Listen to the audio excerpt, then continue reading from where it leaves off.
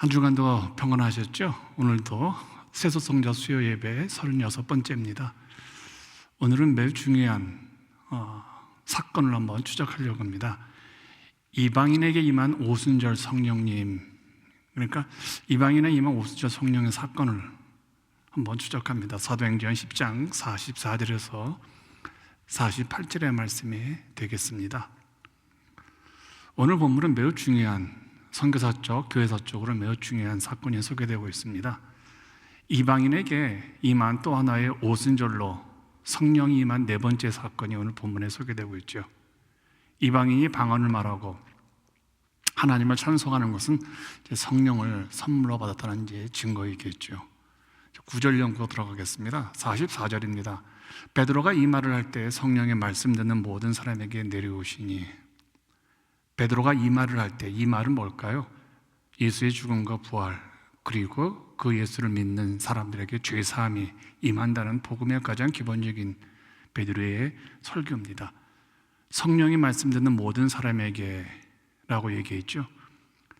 사도행전 2장 1절과 2절에 오순절에 사도들에게 임한 것과 같은 사건이 이제 벌어진 것이죠.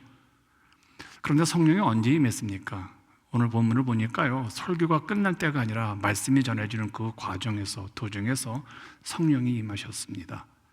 우리가 주목해야 할 것은요, 특별한 축복이나 성령을 위한 기도가 없이도, 또 안수기도 없이도 성령이 임했다는 사실에 좀 주목을 해야 합니다. 성령은 기도할 때만 임하는 것이 아니라 말씀의 영이기 때문에 설교 가운데 임하십니다. 하나님의 말씀을 사모하고 듣는 자들에게 제 혈통과 또 종족과 남녀노소 구분하고 임하신 것을 보게 되어지죠.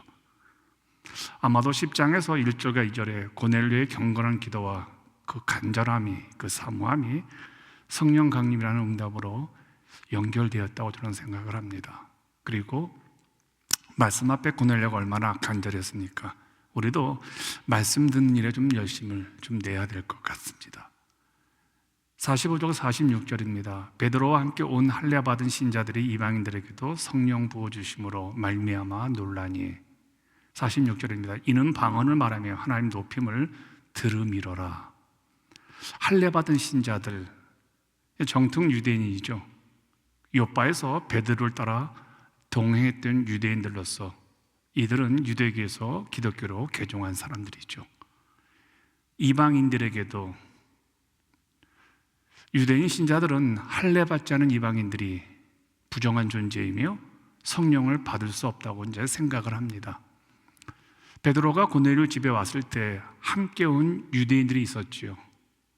이들도 이방인의 집에 들어왔다면 그들의 신앙이 매우 획기적인, 매우 경건한 사람들이었을 겁니다. 이런 사람들이 기독교인이 되었음에도 불구하고 아직까지 이방인 구원에 대한 회의적인 생각이 여전히 남아있다는 겁니다. 편견이 얼마나 무서운 것인지 이렇게 강력합니다. 특별히 종교적인 편견이요. 어쩌면 종교도 상식선이 들어와야 될 것 같아요. 성령 부어주심으로 말미암아 놀라니. 베드로가 설교할 때 이방인들에게 성령님이 강력하게 임하는 것을 보고 유대교에서 기독교를 개정한 베드로와 함께 온 유대인들이 놀란 겁니다. 왜 놀랐을까요? 그들 스스로가 이러한 거룩한 체험이 없기 때문에 그래요. 물론 그들은 주님의 이름을 높이고 하나님 말씀을 사모하는 자들이었습니다. 유대인들이 미워하는 이방인의 집을 방문하고 부정탄다는 것들을 이길 정도로 그들의 신앙은 보통 유대인과 달랐습니다. 그럼에도 불구하고 그들에게는 한계가 있었습니다. 성령의 뜨거운 체험이 없었습니다. 이게 많이 저에게는 고민거리가 되었습니다. 오늘날 우리의 신앙에 뜨거움이 없죠. 냉랭하죠. 어쩌면 오늘날 제3의 오순절 사건이 필요하다라는 생각이 듭니다. 이제 방언을 말하며 하나님 높임을 들음이로라. 2장의 오순절 성령 강림과 같은 동일한 현상이죠. 하나님께서 이방인을 정결하게 하시고 받아들였다는 증거가 바로 오순절 성령 강림 사건과 똑같은 이방인의 오순절 성령 강림 사건이죠. 그렇다면 유대인들이 경험한 이 놀라운 체험은 무엇일까요? 유대인들이 놀랐던 이유는 이방인들이 방언을 했다는 겁니다. 물론 초대교회 오순절 2장의 사건의 난곳 방언과 분명 틀릴 겁니다. 여기 방언은 그런 방언은 아니죠. 그런데 방언이 우리에게 매우 소중한 것은요, 방언이란 성령의 체험 중에 가장 기초적인 체험입니다. 이것 없다고 하여 성령 체험하지 못한 증거라고 말할 수는 없지요. 그런데 방언도 하나의 성령의 체험의 객관적 증거라는 겁니다.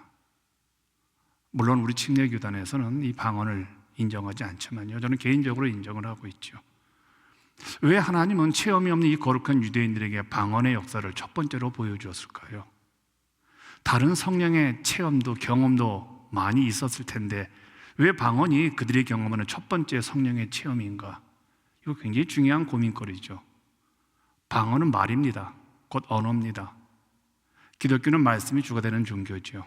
그래서 기독교는 말씀의 종교라고도 부르잖아요. 이 말은 무슨 뜻입니까? 우리의 언어가 바뀌어야 한다는 거예요. 언어가 바뀐다는 얘기는요, 말의 내용이 바뀐다는 것이죠.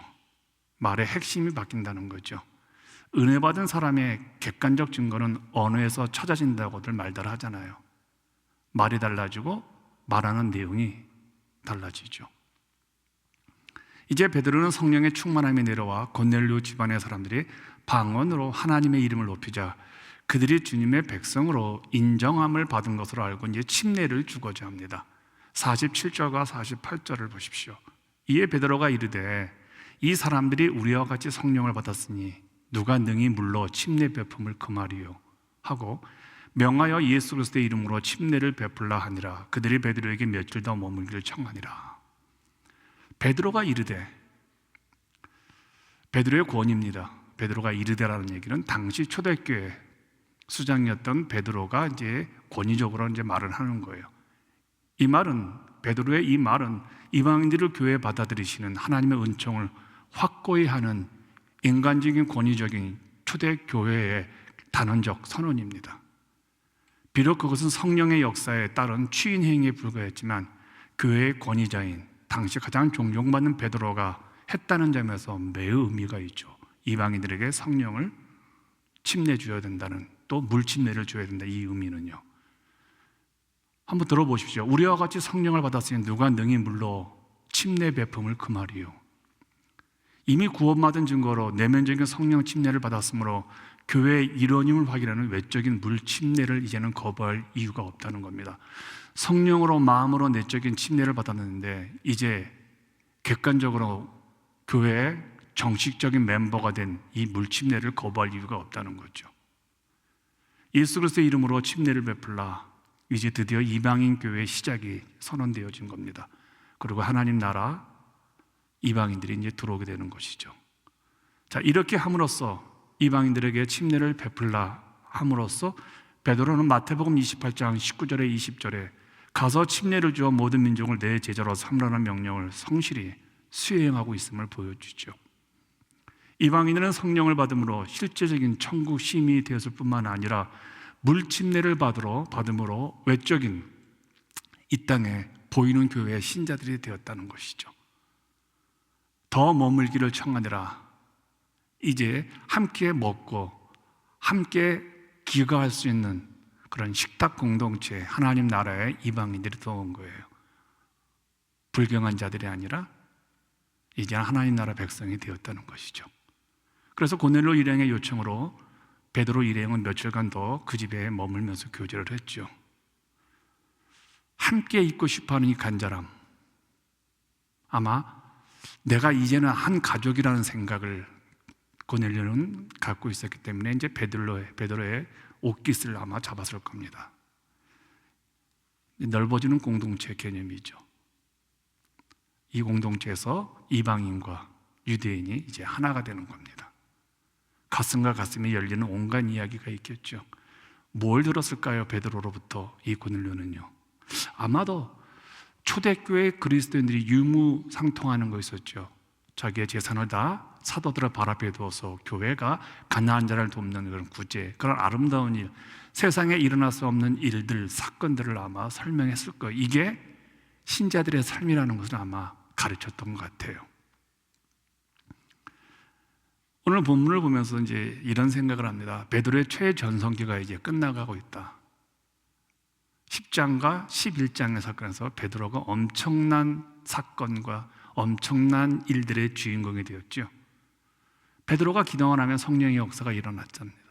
베드로가 말씀만 증거하면 성령의 뜨거운 역사가 이제 회중 가운데 이제 나타난 거예요. 사람은 여전히 똑같은 베드로인데 나타나는 삶의 모습은 기존의 베드로와 전혀 다른 모습이 있죠. 그의 인생에, 그의 삶이 변화가 일어난 거예요.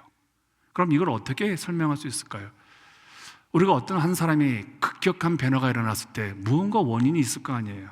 특별히 크리스찬들, 신자들이 삶에서 급격한 변화가 일어났을 때는요, 뭔가 있을 거 아니에요. 바로 이게 성령입니다. 성령의 역사라는 것이죠. 베드로는 스스로가 그런 능력을, 그런 변화에 촉발할 수 있는 힘과 지혜가 없는 사람이에요. 베드로의 변화는 밖에서 들어온 성령의 능력이죠. 밖에서 들어온 힘이, 하나님의 능력이 베드로를 변화시킨 거예요. 그러니까 오늘 성령의 역사로 말미암아 베드로가 삶이 기존의 베드로와는 전혀 다른 삶으로 10장과 11장에 소개되고 있는 것이죠. 그러니까 성령이 베드로 안에서 베드로를 대신해서 행동하고 움직이는 거예요. 우리가 성령 충만하다는 것은요, 성령이 우리를 대신해서, 우리의 인격을 대신해서 말하고 움직이고 행동하는 것이에요. 이게 참 부끄러운 오늘 우리 신자들의 어떤 회개의 어떤 모습이라 저는 생각을 합니다. 우리는 성령의 내어줌이 되어야 되는데 우리가 성령을 이용하려고 하는 것들이죠. 자, 이제 사도행전의 세서 성자들이 우리에게 들려준 신학적인 숙제 한 3가지 정도로 한번 보고 싶습니다. 첫 번째는 제3의 오순절 사건이 오늘 필요하다고 저는 생각이 듭니다. 사도행전에서 가장 놀라운 광경은 2장의 오순절 성령 강림 사건이죠. 그걸로 인해서 교회가 시작이 되었잖아요. 그런데 그 사건이 똑같이 오늘 본문에 재현된 겁니다. 특별히 이방인들을 위해서요. 그래서 저는 이방인 오순절 성령 사건이라고 부르고 싶습니다. 적산 온도라는 말이 있습니다. 식물이 개화하기 위해서 일정 수준 온도가 되어야 한다는 거예요. 이제 조금 있으면 봄이 오죠. 이제 나무들이 이제 꽃을 피고 새싹이 나올 텐데 적정 온도가 있어야 식물들이, 나무들이 꽃을 피고 개화한다는 뜻이에요. 이 말은 고넬료의 집에서 이방인들이 성령 침례 사건은 오순절에 마가의 다락방에 받았던 성령 침례와 동일한 겁니다.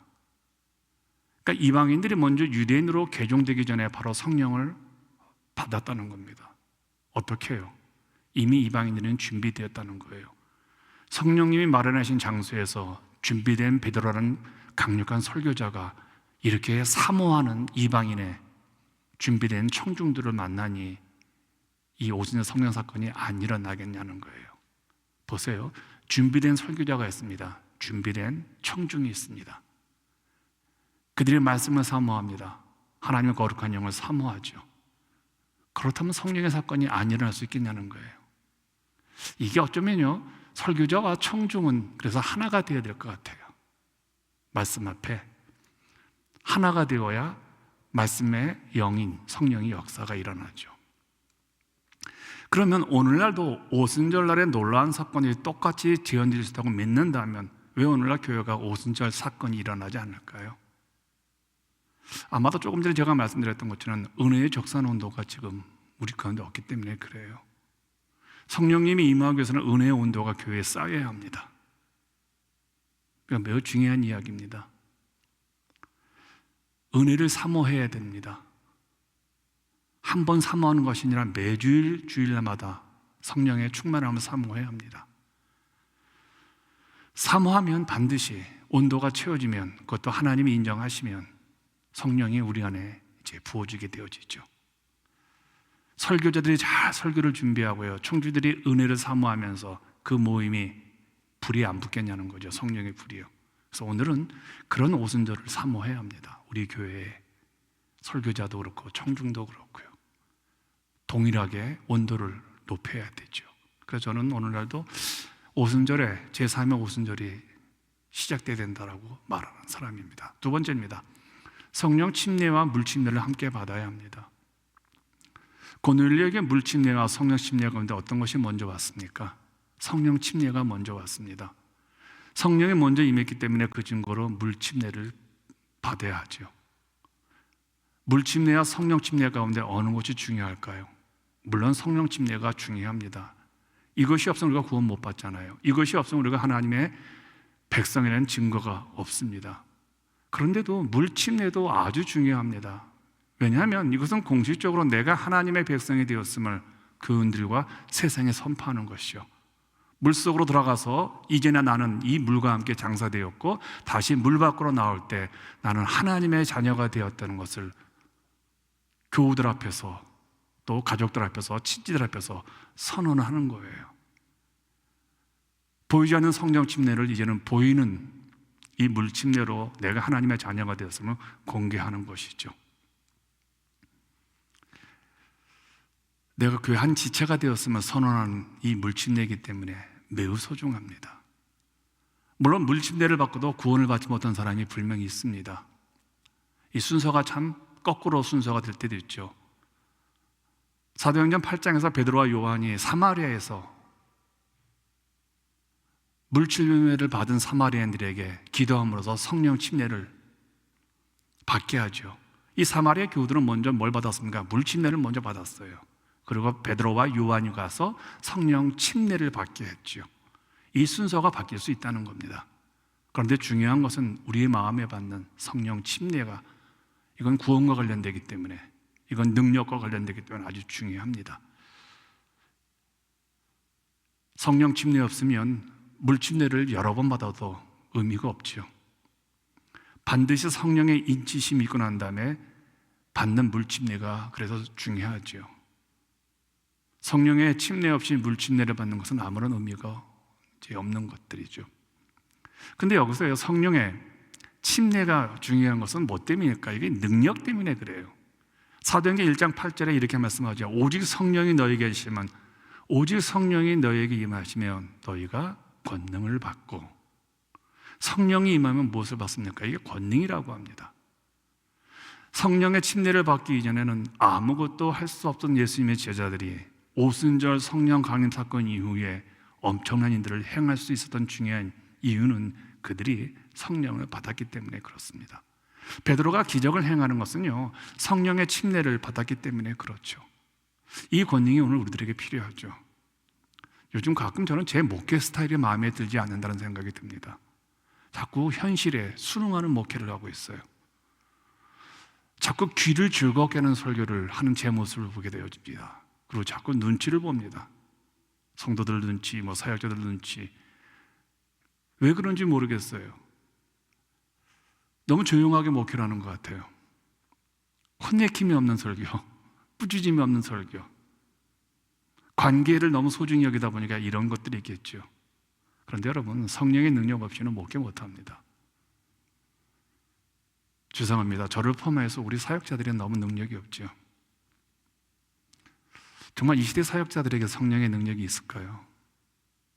저는 제 목회가 그래서 좀 부끄럽고 요즘 제 스타일이 마음에 들지 않는다는 것이죠. 그래서 성령의 충만함을 간구할 수밖에 없죠. 그러면 결국은 기도할 수밖에 없어요. 매일 새벽마다 나와서 기도하는 거예요. 그거 없이는 목회를 못하니까, 그거 없이는 사역을 못하니까, 설교가 불가능하니까요. 성령의 침례가 오늘 우리에게 권능으로 다가와야 합니다. 세 번째는요, 방언을 사모하고 받아서 가장 기본적인 영적 체험을 누립니다. 기독교가 언어의 종교라고 제가 말씀드렸죠. 그렇기 때문에 방언의 은사는 사모하면 다 누구에게나 주어집니다. 성경에 은사가 소개되고 있습니다. 이 은사는 사모한다 다 주지 않습니다. 특정한 사람들에게 달란트가 다르잖아요. 저 같은 경우는 이제 설교를 하길 좋아합니다. 그리고 성경을 가르치길 좋아합니다. 그런 은사가 저한테는 달란트가 있는 것 같아요. 그런데 그런 은사가 다른 사람에게는 없을 수 있잖아요. 그런데 방언은 그렇지 않다는 거예요. 가르침의 은사, 또 예언의 은사, 또 치유의 은사, 이거와는 다르게 이 방언의 은사는 사모만 하면 모든 사람에게 주어지는 은사라는 거예요. 그럼 왜 사모만 하면 다 주어지는 이 방언이 공통적인 은사가 될까요? 왜냐하면 방언을 받은 사람은요, 기도의 내용이 달라지는 거예요. 오늘 본문에도 뭐라고 말했습니까? 방언으로 찬양한다고 그랬어요. 그러니까 방언의 기도는 결국은 하나님을 찬양하는 것이기 때문에 방언 기도는 이기적이 될 수가 없어요. 우리가 보통 기도의 전체적인 면에서 본다면 우리가 원하는 것을 위해서 기도하기 때문에 이게 이제 이기적이잖아요. 근데 방언 기도는 나를 위해서 기도하는 것이 아니라 하나님의 영광과 하나님의 이름을 높이는 이제 찬양으로 이어지기 때문에 하나님께서 사모하면 다 주십니다. 이기적인 기도가 아니고 찬양으로 이어지기 때문에요. 그래서 성령이 역사하면 방언으로 기도하고 방언으로 말하고 방언으로 찬양하는 것을 보게 되어지죠. 요즘에는 이제 그런 것이 없지만 제가 어릴 때만 해도 방언 찬송이 있었고 방언으로 기도하는 분들이 참 많이 있었죠. 이 놀라운 신비 방언 찬양, 방언 기도, 우리가 보편적으로 누릴 수 있는 사모만 하면 받을 수 있는 은혜라는 겁니다. 제가 존경하는 어떤 목사님 한 분 계셨습니다. 이분은 은퇴하셨는데 그분이 이런 말을 설교 시간에, 여러분 방언을 원하시면 교회 와가지고 자꾸 이쪽으로 부르고 저쪽으로 부르면 하나님 주신다고, 그렇게 사모하면 주신다는 얘기겠죠. 그런데 방언의 특징을 한번 생각해 보세요. 이게 영으로 말하는 겁니다. 아무도 못 알아듣습니다. 그러니까 은혜 받은 사람은 반드시 듣는 사람에게 말의 유익을 주죠. 함부로 말하지 않잖아요. 그러니까 방언을 왜 공통적으로 하나님이 주시냐?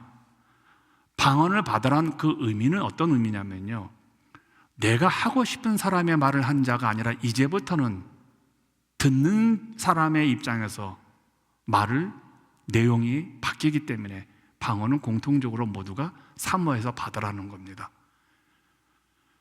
은혜 받은 사람은 가만히 보십시오. 말의 내용이 바뀌잖아요. 그리고 자꾸 누군가에게 말을 전하고 싶어 합니다. 내 안에 계신 하나님, 내 안에 계신 예수 그리스도, 자꾸 그분을 소개하고 싶은 말이 생기죠. 그래서 방언을 받은 사람들은 좀 말이 많습니다. 좀 시끄럽기도 하고요, 떠들썩하기도 하죠. 성령 체험을 한 사람이 교회 들어오면요, 예배가 좀 시끄럽죠. 아멘 소리가 막 들리죠. 통성기도도 뜨겁고요, 어떤 면에서 광적으로 보이기도 하지만요, 그래서 은혜 받는 교회는 조금 시끄럽습니다. 왜냐하면 그 안에 자꾸 그리스도를 드러내고 찬양하고 싶은 마음이 있기 때문에 그래요. 그래서 성령의 사람은, 성령의 충만을 받은 사람은 말이 바뀌고 내용이 바뀌고 주장하는 톤인과 내용이 전반적으로 바뀌게 되어집니다. 같은 입술이고 같은 혀인데 그 속에서 나오는 것이 성령 받기 이전과는 하늘과 땅의 차이가 나는 것, 이것이 방언이 주는 교훈입니다. 조금 다른 신앙의 칼날을 우리가 가질 필요가 있습니다.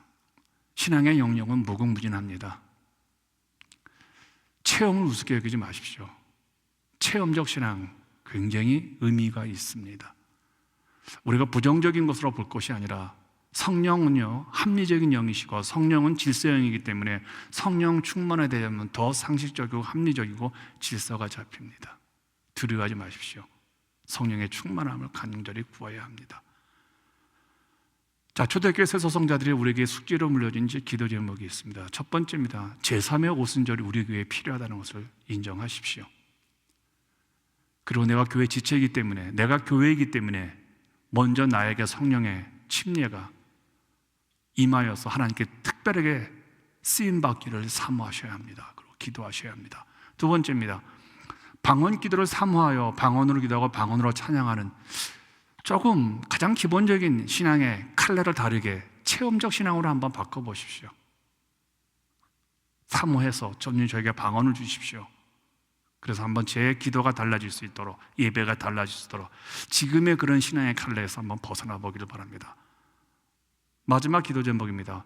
모든 언어를 한번 점검해 보십시오. 내가 쓰고 있는 언어들을 점검해 보십시오. 실력 있는 성숙한 영적인 신자가 되도록 여러분, 내 언어가 바뀌어야 되는데 그 바뀌는 언어, 성령의 충만함을 누리기 위해서는요, 귀가 열려야 합니다. 특별히 설교를 듣는 태도가 바뀌어야 되죠. 정말 내 마음에 와 닿는다면 그 설교를 내 것으로 만드셔야 합니다. 다른 사람 생각하지 말고 아멘으로 화답하는 그래서 내 신앙의 칼날을 좀 더 색다르게 의지적으로, 의도적으로 성령을 사모하면서 나아가시면 우리의 삶이, 우리의 신앙은 좀 더 많이 바뀔 것이죠. 우리 함께 기도하고 간절하게 성령의 충만을 간절히 기도하십시다. 그리고 다음 주 수요일 날 뵙겠습니다. 평안하십시오.